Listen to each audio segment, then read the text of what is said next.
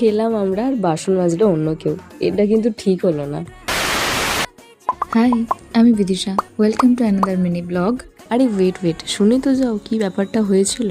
College exam শেষ হতে সবাই প্ল্যান করলাম যে ছোটখাটো একটা ফিস্ট করব। কলেজে তো আর নিশ্চয়ই রান্না বান্না করতে পারবো না, তো যে যা রান্না পারে বাড়ি থেকেই করে আনবে। আমি জানি তোমরাও কোনো না কোনো সময় এরকম কিছু ফিস্ট করেছো।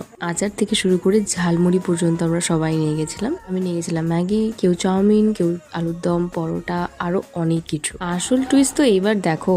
এমনিতে আমি বিভিন্ন রকমের জিনিস এক্সপেরিমেন্ট করতে ভালোই বাসি, তো খাবার দিয়ে কেন করবো না। সমস্ত রকমের খাবার এক জায়গাতে জড়ো করে একটা রোল করেছি। এবার তোমাদের একটা কোয়েশ্চেন করি, তোমরা নিশ্চয়ই দেখেছো কি কি খাবার ছিল।